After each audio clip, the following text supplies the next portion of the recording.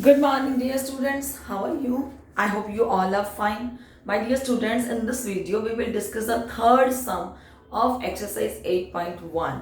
And the statement is, this is a theorem. If the diagonals of a quadrilateral bisect each other at right angle, then it is a rhombus. In this theorem, we have to prove a quadrilateral is a rhombus, and the condition is given that the diagonals of this quadrilateral bisect each other at 90 degrees. Clear that in this ABCD is a quadrilateral and AC and BD are diagonals, and it is given they bisect each other at 90 degree. That means all four angles are 90 degree. Let this angle be 1, 2, 3 and 4. Okay, and all four angles are 90 degree. My dear student, this is a theorem. So firstly we have to write our given portion. Whatever it is given that ABCD is a quadrilateral and diagonal bisect each other. So write down ABCD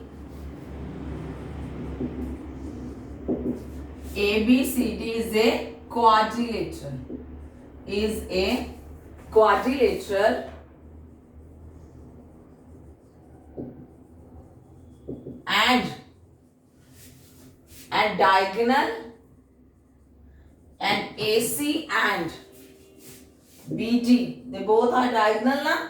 AC and BD bisect each other at right angle. AC and BD bisect each other at right angle at 90 degree. It is given. This is our given portion. Now next our point is to prove. Okay, to prove. Whatever we have to prove that ABCD is a rhombus. तो आप लिखोगे ABCD is a rhombus. Clear? Now my dear, and next our the main part of the theorem, proof. अब हमें main part करना है proof. Firstly, I will tell you orally what we have to do in this theorem. In this ABCD quadrilateral is given and we have to prove that this quadrilateral is a rhombus. So firstly we have to remember the properties of rhombus. कि rhombus में क्या क्या properties होती हैं. If these properties hold in that quadrilateral, then this quadrilateral become a rhombus. Clear? तो first property होती है all four sides of a rhombus are equal. So our first motto is to prove that all four sides are equal. अब देखो diagonal 90 पे bisect given है. अगर मैं prove कर दूं कि all four sides are equal, then this quadrilateral become a rhombus. तो रोम्बस की प्रॉपर्टी है, फर्स्ट प्रॉपर्टी है चारों साइड्स इक्वल है. इक्वल के साथ ही डायगोनल्स की प्रॉपर्टी होल्ड करती है. ठीक है ना. तो मुझे अब हम प्रूव करना है कि A B equal to B C equal to C D equal to G है. ठीक है. ये प्रूव होते ही हमारा ये क्वाड्रिलेटरल बन जाएगा रोम्बस. तो गिवन टू प्रूव में क्या लिखोगे. अब मुझे प्रूव करना है कि चारों साइड्स इक्वल है. My dear students, I told you in the triangle 7th chapter that if there is two triangles are given. देखो अब इसमें चार ट्रायंगल हैं. अब मुझे प्रूव करना है ये साइड इसके इक्वल है, ये इसकी और all opposite also are equal. ठीक है ना. अब दो ट्रायंगल लो and using the congruency rule you have to prove that these two sides are equal. That's our motto. Clear? So that like this they bisect at point O. कि ये O point पर bisect करते हैं. ये angle आपका 1 है but let that point is O. ठीक है. If this point is O, तो firstly I take the sides AOD and BOC. चारों साइड्स के साथ साथ अपोजिट साइड्स तो इक्वल होनी चाहिए ना. तो मैंने दो ट्रायंगल लिए AOD और BOC. ठीक है ना. तो यहाँ लिखो in triangle AOD and triangle BOC. ठीक है ना. अब AOD and BOC. Clear? If the diagonal bisect each other at right angle, my dear students, one concept miss कि diagonals bisect भी है ना. It means वो equal parts पर दूसरे को कट भी करते हैं. That means OD equal to OB and AO equal to OC. This is also given. Diagonal bisect भी गिवन है और 90 पर कट भी गिवन है. ठीक है ना. तो बाइसेक्ट है तो ओ ए पोर्शन किसके इक्वल है OC के और OD किसके इक्वल है OB के. तो हमने दो ट्रायंगल लिए हैं, ए और डी और बी और सी, तो आप लिखोगे O D equal to O C and O A equal to OD equal to sorry OB, OD equal to OB and OA equal to OC. ठीक है, this is reason is given, क्योंकि ये तो given portion है हमारा, diagonal bisect given है, तो मैंने इसे given portion में लिखा, क्लियर। एंड मैंने दो ट्रायंगल लिए हैं, ठीक है, तो दो ट्रायंगल में देखो यहाँ 4 और यहाँ 2 एंगल इक्वल है, क्यों? क्योंकि वो बाइसेक्ट 90 पे करते हैं, तो all 4 एंगल्स आर 90, तो मैं लिख सकती हूँ यहाँ कि angle 4 equal to angle 2, reason each 90, कि हर एंगल 90 डिग्री का है, ठीक है।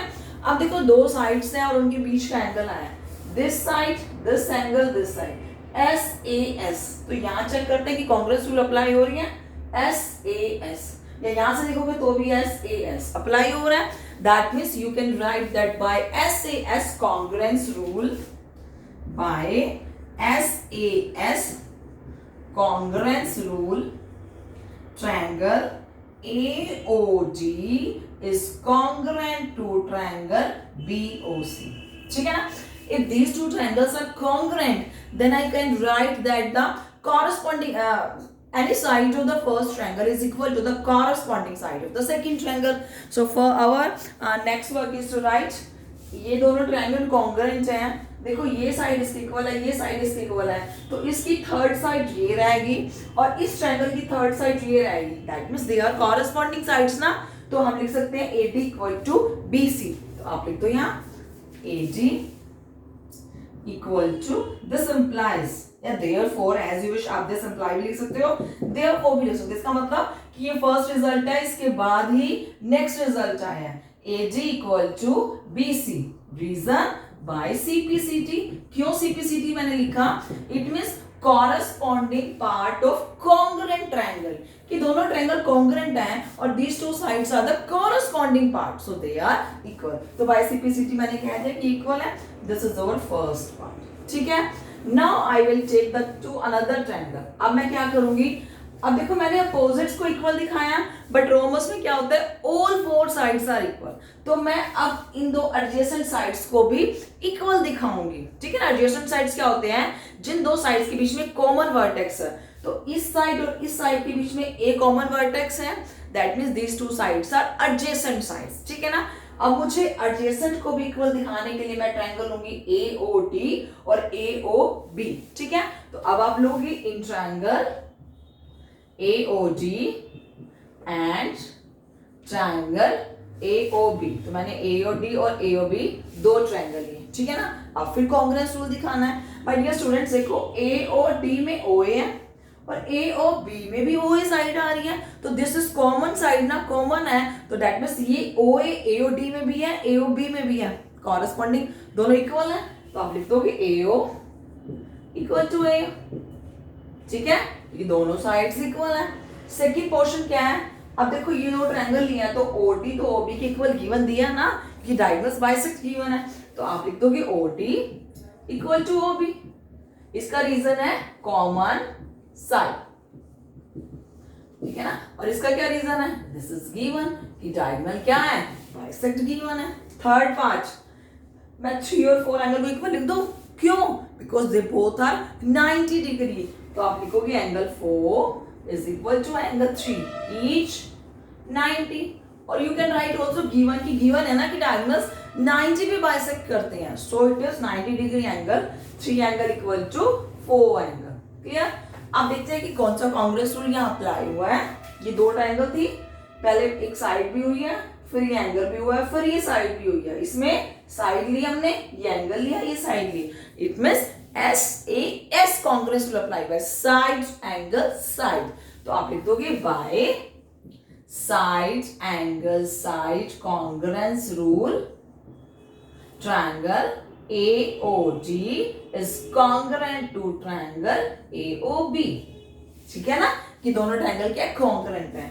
अब चेक करते हैं, देखो ये कॉमन साइड थी, ये साइड इसके इक्वल थी, तो रिमेनिंग ट्रायंगल की थर्ड साइड कौन सी रहेगी, AD, और इसकी तीसरी कौन सी रहेगी, AB। If these two triangles are congruent then these two sides equal ना, क्यों? क्योंकि ये कॉन्ग्रेंट ट्रायंगल्स की साइड्स हैं और तीनों तीसरी रिमेनिंग साइड्स हैं। It means they must be equal, कि वो इक्वल ही होंगी क्योंकि ट्रायंगल क्या है?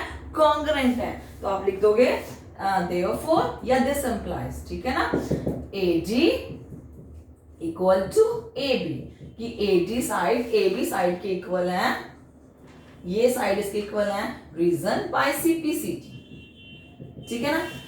अब चेक करो, देखो मैंने AD को BC के इक्वल दिखाया, AG को AB के इक्वल दिखाया, ये साइड इसके इक्वल है, ये साइड इसके इक्वल है, it means all three sides are same. तो that this is our first equation थी ना, इसको आप सेकेंड इक्वेशन का नाम दो, ठीक है ना। फ्रॉम फर्स्ट एंड सेकेंड, तो आप लिखोगे from first and second. First और सेकेंड से क्या है? देखो AD किसके इक्वल है? BG के। AD, सॉरी मैंने यहाँ BD लिखा, AD यहाँ BC के इक्वल आया क्योंकि AOD और B और C ट्रायंगल था ना, तो आप लिखोगे AD equal to BC। Sorry my dear students, AD और BC सेम है, AD और AB सेम है, तो आप लिख दोगे, देखो यार AD BC के इक्वल है, from AD equal to BC, और यहाँ AD AB के इक्वल है, it means this is equal to AB, ठीक है ना। तो all थ्री साइड सेम होगी, first second and third. No need to prove कि आपको ये दो ट्रायंगल भी यानी कॉन्ग्रेंट भी दिखाना है। अब आप लिख दोगे similarly we can prove that all four sides. देखो हमने तीन तो दिखा दी ना, फिर नेक्स्ट स्टेप होता है we can write here directly that similarly we can prove that AD equal to AB equal to BC equal to CD। तो ऑल फोर साइड्स इक्वल होगी, at last you can write so या hence ABCD is a rhombus, क्योंकि चारों sides equal prove हो गई है, diagonal 90 पे bisect करता है, रोम्बस की प्रॉपर्टी होती है मेन। तो आप लिखोगे similarly we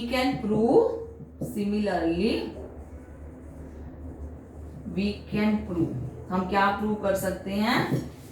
AB equal to BC equal to CG equal. तो सिमिलरली में तो आपको ये लिखना ना, देखो AD AB BC से इक्वल थे, आपको सिर्फ AD और DC को दिखाना है। Similarly we can prove AD equal to DC, सिर्फ यही दिखाना है ना, AD और DC। अब देखो AD BC और AB सेम थे, AD और BC के इक्वल प्रूव कर सकते हैं, that means all four sides are equal. तो आप क्या लिखोगे लास्ट में? हैंस। अब आप लिखोगे where I have to write, I can remove this portion, ठीक है। तो आप यहां लिखोगे this implies AB equal to AB, ठीक है ना, equal to BC equal to CG equal to AD या AG, ठीक है ना। तो दिस इंप्लाइज, देखो पहले तीन प्रूव की थी, फिर मान लिखा सिमिलरली कि मैं फोर्थ पेयर भी इक्वल प्रूव कर सकती हूँ। तो इससे क्या इंप्लाई होता है कि चारों साइड्स इक्वल है, hence if all four sides are equal hence ABCD is a rhombus. Rhombus prove हो गया, रोम्बस, ठीक है। This is all. तो आप यहाँ नीचे लिख दोगे, लास्ट क्वेश्चन आपको जरूर होना चाहिए थ्योरम पार्ट में, हैंस प्रूव, कि आपने प्रूव कर दिया, ठीक है। This is our third theorem of exercise 8.1. If there is this is our third. If there is any doubt, then you can comment me on my comment box. Okay? Clear, my dear students? Thank you.